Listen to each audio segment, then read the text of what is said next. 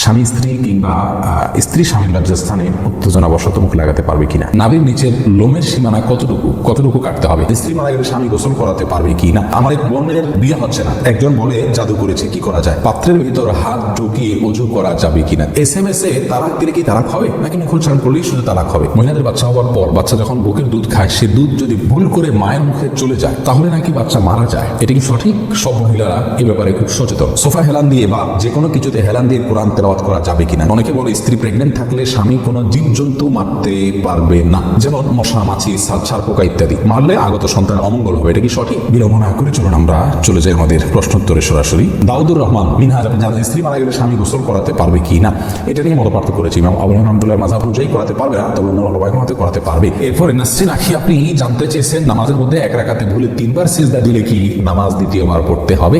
নামাজের মধ্যে এক রাকাতে ভুলে 3বার সিজদা দিলে আপনাকে শেষের সিজদা সহু করলে নামাজ হয়ে যাবে ইনশাআল্লাহ। এমনি রাকিব BCF, আপনি আইনি থেকে জানতে চেয়েছেন ওযু অবস্থায় মুখে ক্রিম লাগালে ওযু ভেঙে যাবে কিনা, না ভাঙবে না, আমাদের সালাত আদায় করলে হবে কিনা, হয়ে যাবে। সাদ বিন আব্দুর রহিম, আপনি জানতে চেয়েছেন নাভির নিচের লোমের সীমানা কতটুকু কাটতে হবে। নাভির নিচ থেকে নিয়ে আপনার দোলনার চিপায় যে সমস্ত লোক থাকে সবগুলোকেই আপনি কাটবেন যতটুকু সম্ভব, কিছুদিন থেকে যায় তাতে অসুবিধা নেই। সোহেল রানা, আপনি প্রশ্ন করেছেন অনেকে বলে স্ত্রী প্রেগনেন্ট থাকলে স্বামী কোনো জীবজন্তু মারতে পারবে না, যেমন মশা, মাছি, ছাড় পোকা ইত্যাদি, মারলে আগত সন্তানের অমঙ্গল হবে, এটা কি সঠিক? না ভাই সোহেল রানা, সম্পূর্ণ ভিত্তিহীন কথা। কোরআন হাদিসে এই ধরনের কোনো কথা নেই। প্রচুর পরিমাণে ভিত্তিহীন কথা এবং প্রপাগান্ডা আমাদের সমাজে প্রচলিত আছে, অনেক কুসংস্কার আমাদের সমাজে প্রচলিত আছে। তার মধ্যে থেকে এটা একটা, স্ত্রী প্রেগনেন্ট থাকলে স্বামীর জন্য কোনো করণীয় মুরগি জবাই করতে পারবে না, এটা করতে পারবে, এগুলো কোনো কথা নেই, এগুলো সম্পূর্ণ বানানো কথা। সাইফুল ইসলাম জানতে চেয়েছেন সোফা হেলান দিয়ে বা যে কোনো কিছুতে হেলান দিয়ে কোরআন তেলাওয়াত করা যাবে কিনা, যাবে, কোনো অসুবিধা নেই। তবে কোরআনের প্রতি সম্মান প্রদর্শন করে যদি আপনি শ্রদ্ধার সাথে বসে করতে পারেন সেটা বেশি ভালো, কিন্তু হেলান দিলে করা যাবে এমন কোনো কথা নেই। ইসরা জাহান জানতে চেয়েছেন আমার এক বোনের বিয়ে হচ্ছে না, একজন বলে জাদু করেছে, কি করা যায়? জাদু করা যদি করা হয় এটা হতেই পারে, আবার বিয়ে বন্ধ করে রাখা বিভিন্ন রকমের আপনার তাবিজ কবজের মাধ্যমে। তো এগুলো ভালো কোনো ঝাড়ফুঁক করেন কোন দেশের আলোকে, এরকম ব্যক্তির সাহায্য নিয়ে ঝাড়ফুঁকের মাধ্যমে এগুলো কাটানোর চেষ্টা করা উচিত। আশিকুর রহমান জানতে চেয়েছেন SMS এ তালাক দিলে কি তালাক হবে নাকি মুখোচ্চারণ করলেই শুধু তালাক হবে? যে স্বামী যদি নিজে SMS-টা লিখে পাঠান তাহলেও তালাক হয়ে যাবে, মুখোচ্চারণ করতে হবে এমন কোনো কথা না, লিখলেও তালাক হয়ে যায়। এরপরে তানজিম মিষ্টি জানতে চেয়েছেন মেয়েরা হাত পায়ের নখ বড় রাখলে কি নামাজে অসুবিধা হবে? নামাজ হয়ে যাবে যদি আপনি নখের ভেতরে চিপায় পানি পৌঁছাতে পারেন, তাহলে সেক্ষেত্রে নামাজ হয়ে যাবে, নামাজের কোনো সমস্যা নেই।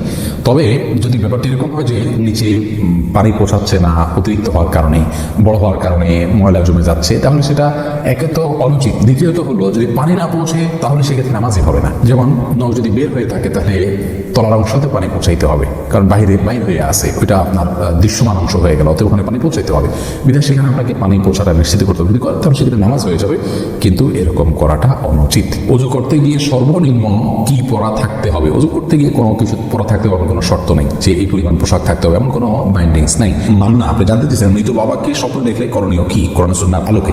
বিশেষ কোনো করণীয় নেই। আপনি তাকে দেখেছেন, আপনার তার প্রতি ভালো লাগা, ভালোবাসা কাজ করছে, তার জন্য আপনি এই জন্য বিশেষ করে আল্লাহর কাছে দোয়া করুন, আল্লাহর কাছে চান, তার পক্ষ থেকে দান সদকা করুন, বাস। নির্দিষ্ট করে কোনো কিছু করতে হবে এমন কোনো বাধ্যবাধকতা নেই। অরোদেলা নাদিয়া জানতে চেয়েছেন মহিলাদের বাচ্চা হওয়ার পর বাচ্চা যখন বুকের দুধ খায় সে দুধ যদি ভুল করে মায়ের মুখে চলে যায় তাহলে নাকি বাচ্চা মারা যায়, এটা কি সঠিক? সব মহিলারা এ ব্যাপারে খুব সচেতন। এটার সাথে কি আদৌ কোনো বাচ্চা মারা যাওয়ার কারণ থাকতে পারে? উত্তর হবে না, এটা সম্পূর্ণ কুসংস্কার। মায়ের বুকের দুধ যদি ভুলে মায়ের মুখে চলে যায় বাচ্চা মারা যাবে তো দূরের কথা, এতে কোনো সমস্যাই হবে না, এটা সম্পূর্ণ নরবরা এবং ভিত্তিহীন বানোয়ার কথা। মেহতাব, আপনি জানতে চেয়েছেন বিয়ের 2-3 বছর পরে সন্তান নিতে চাই ইচ্ছাকৃত ভাবে, এতে কোনো গুনাহ হবে কিনা? দেখুন, আপনি যদি সন্তান না নিয়ে আজল করেন, অর্থাৎ বাহিরি বীর্যপাত করেন, অথবা এমন কোনো পদ্ধতি অবলম্বন করেন যেটা স্থায়ী নয়, এবং সেটার পেছনে যদি আপনার কি খাওয়াবেন বাচ্চাকে এরকম কোনো চিন্তা না থাকে, তাহলে সেক্ষেত্রে আপনাদের জন্ম নিয়ন্ত্রণ জায়েজ রয়েছে। মোহাম্মদ জনি, আপনি প্রশ্ন করেছেন যে আমার মা আমি পেটে থাকাকালে কুমড়া স্বপ্নে দেখেছিল, তাই মুরব্বীরা তাকে কুমড়া খেতে নিষেধ করেছে, মা এখনো কুমড়া খায় না, এ বিষয়ে কি বললে উপকার হবে? ভাই বললো জনি, আপনার মাকে বলবেন ভালো করে কুমড়া খেতে, যত প্রকার কুমড়া আছে সবগুলো খাবেন, বাজি করে, রান্না করে, এবং কাঁচা খেতে বললে কাঁচা, যত হয় মনে যায় ততভাবে খাবেন। কুমড়া খাওয়া, স্বপ্নে দেখলে কুমড়া খাওয়া যাবে না, এটা শুধু কুসংস্কার না, ভয়াবহ এবং হাস্যকর কুসংস্কার।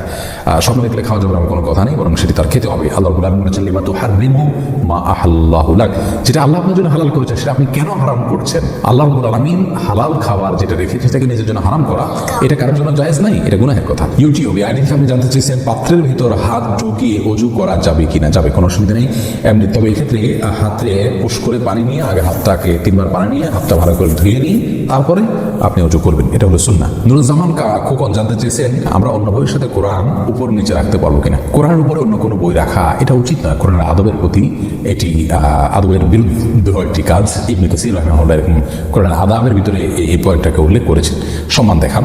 তবে ভুলে যদি কেউ রেখে ফেলে অসুবিধা নেই, চেষ্টা করা উচিত কোরআনকে সবকিছুর উপরে রাখা। মুকসিদ আলী জানতে চেয়েছেন মেয়েরা কি চুল বেঁধে নামাজ পড়বে নাকি চুল খুলে পড়বে। এক্ষেত্রে ইসলাম শরিয়ার বিশেষ কোনো নির্দেশনা নেই যে মেয়েরা চুল বেঁধে পড়তে হবে বা খুলে পড়তে হবে, স্বাধীনতা রয়েছে। আপনি চাইলে বেঁধে পড়তে পারেন, চাইলে খুলে পড়তে পারেন। হ্যাঁ, যে বিষয়টা আপনার খেয়াল করতে হবে তা হলো আপনার চুল যেন প্রদর্শিত না হয়, যেন ঢাকা থাকে কাপড় চোপড় কোনো কিছু দিয়ে, বাস এটা আপনাকে লক্ষ্য রাখতে হবে।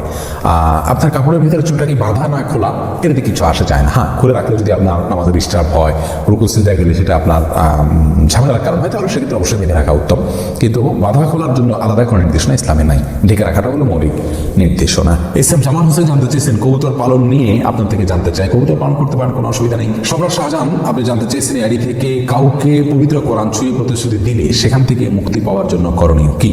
প্রথম কথা হলো পবিত্র কোরআন ছুঁয়ে প্রতিশ্রুতি দেওয়া, এটা প্রতিশ্রুতি দেওয়ার ভুল পদ্ধতি, এটা কোনো শপথ হিসাবে বিবেচিত হবে না। অতএব এটা ভঙ্গ করলে যে গুনাহ হবে তা নয়। তবে আল্লাহর নাম নিয়ে শপথ করলে বা এমনিতে কাউকে প্রতিশ্রুতি দিলে সে প্রতিশ্রুতি রক্ষা করা উচিত। ওয়াদা খেলাফ করা এটা ইমানদারের জন্য উচিত নয়। যদি তিনি ন্যায়সঙ্গত ওয়াদা করে থাকেন, কোনো অন্যায় কাজের ওয়াদা না করে থাকেন, তাহলে সেক্ষেত্রে সেই ওয়াদা পূরণ করার জন্য তার সচেষ্ট থাকা উচিত। এরপরে এআর আসিফ ইব্রাহিম জানতে চেয়েছেন সন্তানকে শাসন করার ক্ষেত্রে কি গালমন্দ করা যাবে না, কোনো অবস্থাতেই করা যাবে না। গালমন্দ কাউকে করা যাবে না। রাসূল করিম সাল্লাল্লাহু আলাইহি ওয়াসাল্লাম বলেছেন মুমিন কখনো লাআন তাআন হতে পারে না, ফাহিশ বাদী হতে পারে না।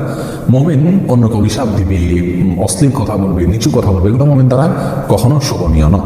এই জন্য ছেলেকে মেয়েকে কখনো গালমন্দ করা যাবে না। তাদেরকে হেদায়েতের দোয়া করতে পারেন, আল্লাহ তোকে হেদায়েত দেখ, আল্লাহ তোকে সঠিক পথ দেখ, রাগ করে এভাবে বলতে পারেন, কিন্তু তাকে খারাপ কোনো কথা বলা যাবে না। রিজওয়ানুর রহমান হৃদয় জানতে চেয়েছেন স্বামী স্ত্রী কিংবা স্ত্রী স্বামীর লজ্জাস্থানে উত্তেজনা বশত মুখ লাগাতে পারবে কিনা। এটা ঘৃণ্য কাজ ইসলাম শরিয়াতে, এটি আর কিছু না হলো মাকরু, কমপক্ষে হারাম সরাসরি না হলো মাকরু, অপছন্দনীয় কাজ। কাজী শরীফুদ্দিন জানতে চেয়েছেন অজু করতে গিয়ে অজু ভঙ্গের কোনো কারণ ঘটলে নতুন করে অজু শুরু করতে হবে কি না। অজু করতে গিয়ে যদি অজু ভঙ্গের কোনো কারণ ঘটে যায় তাহলে আবার শুরু থেকে অজু করতে হয়, মাঝখান থেকে নয়।